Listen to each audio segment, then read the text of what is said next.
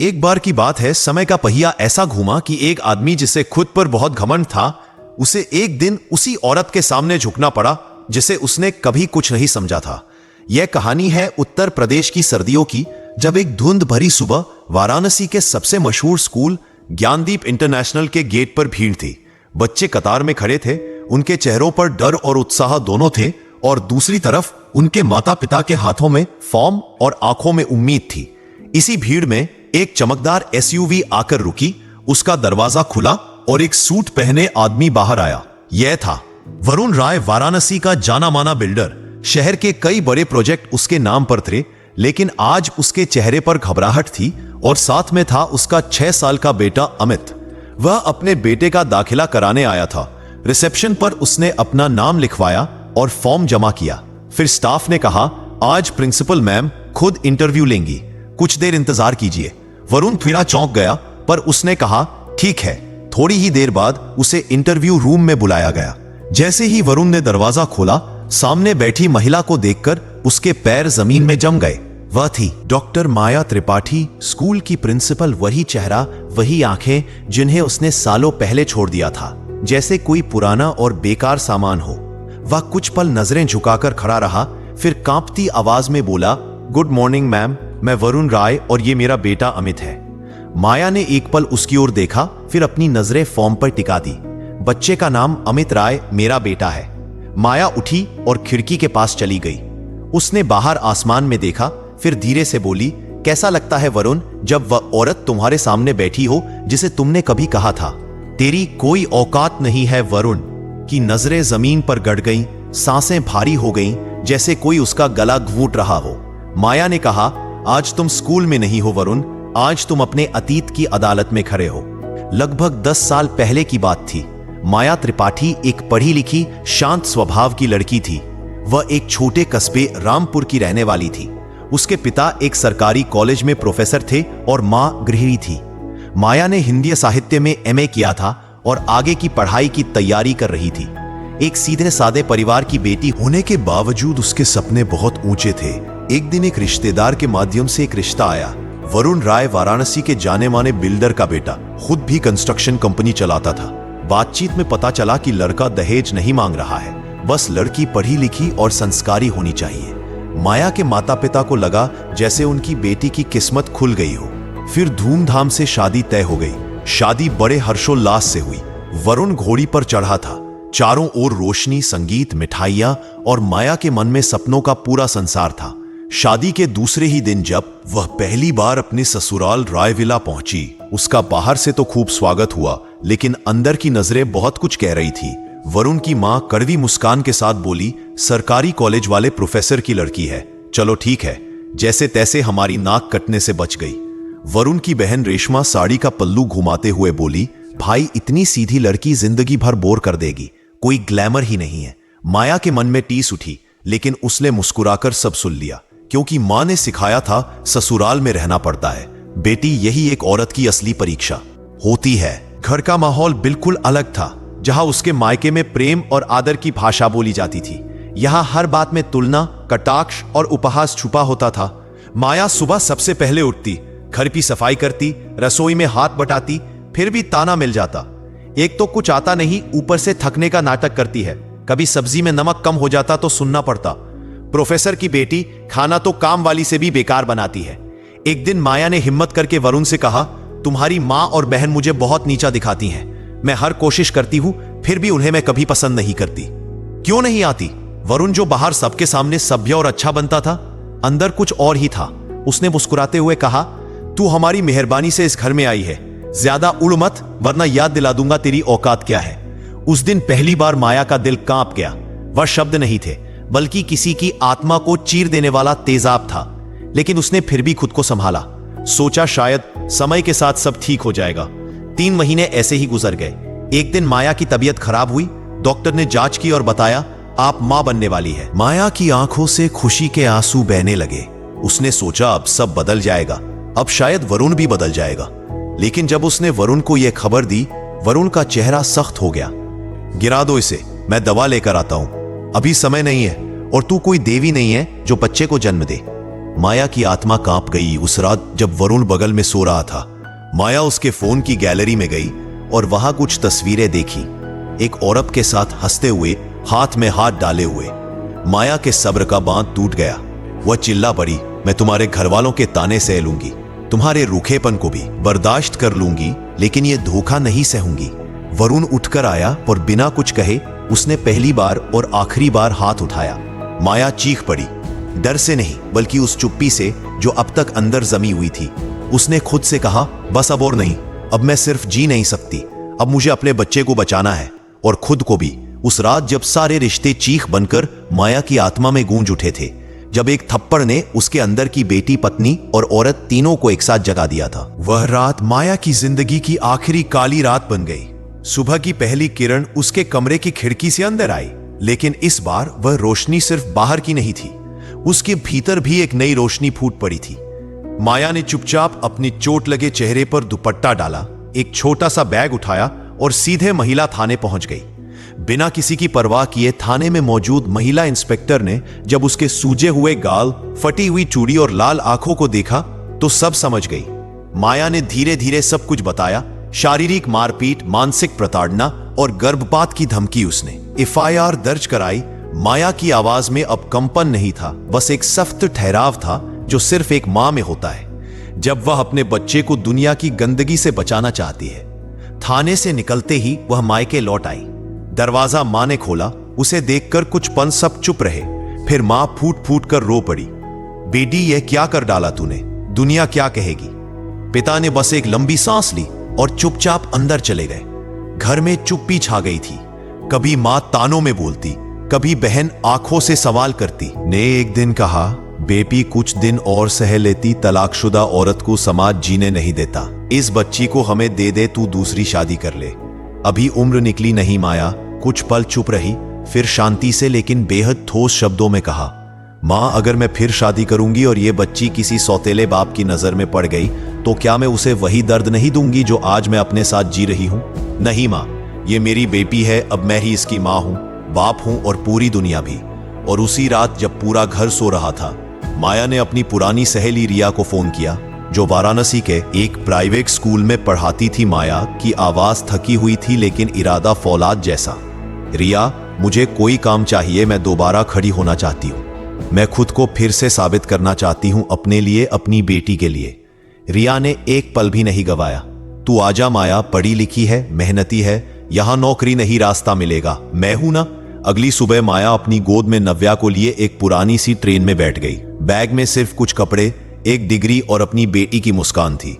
रास्ते में ठंडी हवा उसके बालों को उड़ा रही थी, लेकिन उसकी आंखों में सिर्फ गर्म आग थी। वाराणसी पहुंचकर उसने शहर के एक छोटे मोहल्ले सिगरा में एक कमरा किराए पर लिया। कमरे में बस एक पुराना पंखा, एक पतली सी घड़ी और एक कोना था जहां माया ने अपनी किताबें रख दी। शाम को नव्या को मां के पास छोड़ दी और खुद एक प्राइवेट स्कूल में शिक्षिका की नौकरी करने जाती। तनख्वाह मामूली थी, काम का समय लंबा था, स्कूल में स्टाफ का व्यवहार भी बेहद औपचारिक और बेरुखा था। लेकिन माया को किसी की हमदर्दी नहीं चाहिए थी, उसे मौका चाहिए था खुद को साबित करने का। रात को जब स्कूल से लौटती तो बेटी को सीने से लगाकर बस यही कहती, तू मेरी ताकत है और मैं तुझे उस दुनिया से भी बड़ी जिंदगी दूंगी जो कभी मेरे हिस्से नहीं आई। धीरे धीरे उसकी जिंदगी रूटीन में ढल गई। सुबह साइकिल से स्कूल, दोपहर में टिफिन से ठंडी रोटी, शाम को बेटी की हंसी और रात को किताबों के बीच खुद को फिर से गढ़ने की कोशिश। एक साल बीता, फिर माया को एक अच्छे स्कूल में नौकरी मिल गई, ज्ञानदीप इंटरनेशनल स्कूल वाराणसी, वही स्कूल जहां कहानी की शुरुआत हुई थी। वेतन थोड़ा बेहतर था, स्कूल में सम्मान भी मिला और अब वह अपनी बेटी के लिए एक छोटा 1 BHK फ्लैट किराए पर लेने लायक हो गई थी। उस छोटे से घर में एक कोना मां के लिए था, एक कोना पढ़ाई के लिए और बाकी पूरा घर नव्या की दुनिया बन गया था। हर शाम जब माया स्कूल से थक कर लौटती, नव्या अपनी नन्ही बाहें फैलाकर दौड़ती, मम्मा आप आ गईं। उसकी एक आवाज में माया की सारी थकान उड़ जाती। अब माया सिर्फ टीचर माया नहीं थी, वह अपनी बेटी की पूरी दुनिया थी और उस दुनिया का केंद्र खुद वह थी। साल दर साल बीतते गए। नव्या अब 6 साल की हो चुकी थी, नन्ही सी बच्ची लेकिन समझदारी में बहुत आगे। वह जानती थी कि उसकी मां कितनी मेहनत करती है। जब भी माया स्कूल से लौटती, नव्या झट से पानी का गिलास लाती, उसके जूते उतारती और मुस्कुराकर कहती, मम्मा आज आप बहुत थक गई ना, लेकिन आप सुपर मॉम हो। इन शब्दों में माया को हर दर्द की दवा मिलती थी। अब माया का नाम स्कूल में सम्मान से लिया जाने लगा था। बच्चे उसे माया मैम कहकर आदर देते। स्टाफ मीटिंग में उसकी राय की अहमियत थी और धीरे धीरे उसकी छवि एक सुलझी हुई आत्मनिर्भर प्रेरणादायक महिला की बनती जा रही थी। एक दिन स्कूल की पुरानी प्रिंसिपल रिटायर हुई। ट्रस्टियों और स्टाफ ने मिलकर नया नाम तय किया, डॉक्टर माया त्रिपाठी। वह लड़की जिसे एक दिन उसके पति ने कहा था तेरी कोई औकात नहीं, आज उसी शहर के सबसे प्रतिष्ठित स्कूल की प्रिंसिपल बन चुकी थी। अब वह साड़ी नहीं गरिमा पहनती थी। उसकी चाल में आत्मविश्वास था और उसकी चुप्पी में एक शांति जिसे सिर्फ वह औरतें समझ सकती है जो तूफान पार कर चुकी हो। फिर आया वह दिन जब जिंदगी ने उसका अतीत सामने ला खड़ा किया। स्कूल में एडमिशन सीजन चल रहा था। रिसेप्शन पर पेरेंट्स की भीड़ थी। हर कोई अपने बच्चे को स्कूल में दाखिल करवाना चाहता था। इसी भीड़ में एक चेहरा झुका हुआ, थका हुआ और समय से हारा हुआ वरुण राय। उसके बाल अब सफेद हो चुके थे। चेहरे पर पहले जैसा घमंड नहीं बल्कि पछतावे की रेखा थी। उसके साथ था एक प्यारा सा बच्चा अमित। रिसेप्शन पर जाकर बोला, मैं अमित का एडमिशन करवाना चाहता हूं, अगर संभव हो तो प्रिंसिपल मैम से मिलना चाहूंगा। रिसेप्शनिस्ट ने मुस्कुराते हुए कहा, आज बच्चों के इंटरव्यू खुद मैम ले रही हैं, कुछ देर प्रतीक्षा करें। वरुण की धड़कनें बढ़ने लगी। शायद उसे अंदेशा था या शायद उसका डर उसे सच बताने लगा था। थोड़ी देर बाद उसे इंटरव्यू रूम में भेजा गया। दरवाजा खोला और सामने बैठी महिला को देखकर उसकी रगों में खून जम गया। डॉक्टर माया त्रिपाठी, वही चेहरा, वही आंखें, लेकिन अब उसमें कोई शिकायत नहीं थी, बस एक शांत गरिमा थी जो बरसों के जख्मों से निकलकर बनी थी। वरुण ने कांपती आवाज में कहा, नमस्ते मैम, मैं वरुण राय और ये मेरा बेटा अमित है। माया ने बस एक नजर डाली, न कोई मुस्कान न कोई गुस्सा, सिर्फ एक ठंडी दृढ़ता जो सीधा दिल को चीर दे।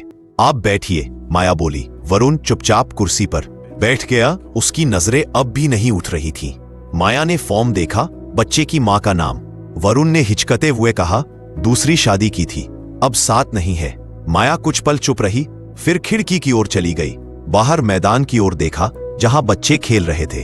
फिर पीछे मुड़कर बोली, कभी सोचा था वरुण कि जिस औरत को तुमने यह कहकर छोड़ा था तेरी कोई औकात नहीं, वह एक दिन इतनी ऊंचाई पर खड़ी होगी कि तुम अपनी नजरें भी उससे नहीं मिला पाओगे। वरुण की आंखों से आंसू छलकने लगे। मैंने बहुत बड़ी गलती की। माया, क्या तुमने दोबारा शादी की? माया ने धीरे लेकिन दृढ़ता से कहा, नहीं, क्योंकि मैंने किसी मर्द को अपनी बेटी की जिंदगी में आने लायक नहीं समझा। जिस दिन तुमने मुझ पर हाथ उठाया था उस दिन मैं मां बनने वाली थी। वरुण की आंखें अब पूरी तरह भीग चुकी थी। मतलब वह मेरी बेटी थी। माया बोली थी, नहीं है, लेकिन अब वह सिर्फ मेरी बेटी है।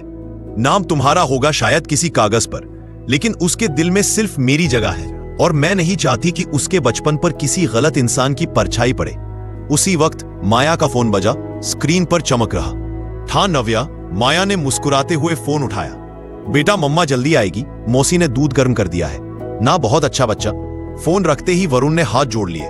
बस एक बार मेरी उस बेटी से बात करवा दो, मैं माफी मांगना चाहता हूं। माया की आवाज अब पत्थर जैसी सख्त थी। माफ करना तो मैंने खुद को कर दिया है वरुण, लेकिन अब तुम्हारा मेरी बेटी से कोई रिश्ता नहीं। बच्चा जिसने जन्म से पहले ही उसे ठुकरा दिया, वह उसके प्यार का हकदार नहीं हो सकता। वरुण चुपचाप कुर्सी से उठने की भी हिम्मत नहीं रही थी। उसमें माया ने स्टाफ को बुलाया, प्लीज इन्हें बाहर तक छोड़ आइए। और उस दिन वह दरवाजा जो कभी माया के लिए बंद कर दिया गया था, आज उसी दरवाजे से वरुण राय को निकाला गया। सिर्फ स्कूल से नहीं, उसकी बेटी की दुनिया से भी। वरुण राय स्कूल से जा चुका था, लेकिन उसके जाने के बाद भी माया कुछ देर अपने ऑफिस की खिड़की के पास खड़ी रही। नीचे स्कूल के मैदान में बच्चे खेल रहे थे, हंस रहे थे और उन्हीं में कहीं थी उसकी बेटी नव्या। वो बच्ची जिसे माया ने सिर्फ जन्म नहीं दिया था, बल्कि पूरी जिंदगी अपनी हथेलियों से गढ़ी थी। आज माया के चेहरे पर जो सुकून था, वह किसी जीत का घमंड नहीं था। वह था एक इंसान का अपने आप से की गई सबसे बड़ी लड़ाई को जीत लेने का संतोष। लेकिन माया की कहानी यही नहीं रुकी। उस रात जब सब सो रहे थे, माया ने अपनी डायरी निकाली और पहली बार उसमें अपने लिए कुछ लिखा। मैंने खुद को पाया है। अब मैं चाहती हूं कि जो औरतें खुद को खो चुकी हैं, उन्हें भी खुद को फिर से पाना सिखाऊं। और यही से शुरू हुआ एक नया अध्याय, नई दिशा, एक नई शुरुआत। माया ने अपने खाली समय में कुछ जरूरतमंद महिलाओं को पढ़ाना शुरू किया। वह औरतें जो घरेलू हिंसा झेल रही थीं, जो तलाक के दर्द से गुजर रही थीं, जो अकेलेपन में खुद से हारने लगी थी, धीरे धीरे इस छोटी सी क्लास ने एक आकार लेना शुरू किया। नई दिशा नाम रखा गया इस नए प्रयास का। यहाँ महिलाएं सीखने लगी सिलाई, computer interview skills, personal grooming और सबसे जरूरी खुद पर भरोसा करना। अब माया सिर्फ नव्या की मां नहीं थी, वह बन चुकी थी हजारों महिलाओं की प्रेरणा, मार्गदर्शक और रक्षक। उसकी कहानी अखबारों में छपने लगी, टीवी चैनलों पर चर्चा होने लगी, महिला सशक्तिकरण के मंचों पर उसे बुलाया जाने लगा। एक दिन एक जाने-माने विश्वविद्यालय में महिला सशक्तिकरण पर सेमिनार था। मुख्य अतिथि डॉक्टर माया त्रिपाठी। जब वह मंच पर पहुंची, सामने बैठी सैकड़ों लड़कियों की आंखों में चमक थी, जैसे वे सिर्फ एक वक्ता को नहीं, अपने भविष्य की उम्मीद देख रही थी। माया ने माइक उठाया और कहा, मैं आज आपके सामने एक प्रिंसिपल, एक एनजीओ लीडर या एक स्पीकर बनकर नहीं खड़ी हूं। मैं आज एक औरत बनकर आई हूं जिसने सब कुछ खोया लेकिन खुद को पाया, जिसने अकेले बेटी को पाला, समाज के ताने झेले लेकिन फिर भी सर नहीं झुकाया, क्योंकि कभी कभी अकेले चल देना किसी गलत सहारे से बेहतर होता है। हॉल तालियों से गूंज उठा, लेकिन माया की मुस्कान सबसे प्यारी उस शाम थी जब वह घर लौटी और दरवाजा खोलते ही नव्या ने उसे गले से लगा लिया। मम्मा, आज स्कूल में पूछा गया कि तुम्हारी आइडियल कौन है। मैंने कहा, मेरी मम्मा। माया की आंखें भर आईं। वह जानती थी यह उसका सबसे बड़ा पुरस्कार है। रात को नव्या ने पूछा, मम्मा, जब मैं बड़ी हो जाऊंगी क्या मैं भी आपके जैसी बन सकती हूं? माया ने उसकी नन्ही हथेली अपने हाथ में लेकर कहा, नहीं बेटा, तुम मुझसे भी बेहतर बनोगी, क्योंकि तुम्हारे पास वह सहारा है जो मुझे कभी नहीं मिला। एक मां जो हमेशा तुम्हारे साथ खड़ी रहेगी। और उस रात जब माया छत पर अकेली खड़ी थी, हवा बालों से खेल रही थी, चांद आसमान में मुस्कुरा रहा था, इसके चेहरे पर शांति थी, क्योंकि अब ना कोई पछतावा था, ना किसी के आने जाने से फर्क पड़ता था। अब वह खुद अपने लिए काफी थी। दोस्तों, माया ने अपने आत्मसम्मान को चुना। उसने उस रिश्ते को छोड़ दिया जिसमें अपमान था, चोट थी और धोखा था। उसने दोबारा शादी नहीं की ताकि उसकी बेटी की दुनिया दोबारा ना टूटे। उसने एक मां की तरह जिया, एक शिक्षिका की तरह समाज को रास्ता दिखाया और एक औरत की तरह अपने डर को ताकत बना लिया। लेकिन क्या माया ने जो किया वो सही था? अगर आप माया की जगह होते तो क्या आप भी यही करते, या समाज की बातों से डरकर कोई और फैसला लेते? अपने विचार नीचे कमेंट करके जरूर बताइए। आपके विचार किसी और माया के लिए उम्मीद बन सकते हैं। और अगर कहानी पसंद आई हो तो वीडियो को लाइक करें, शेयर करें और हमारे चैनल को सब्सक्राइब जरूर करें। मिलते हैं अगले वीडियो में, तब तक खुश रहिए, अपनों के साथ रहिए और रिश्तों की कीमत समझिए। जय हिंद, जय भारत। आप सभी का बहुत बहुत धन्यवाद।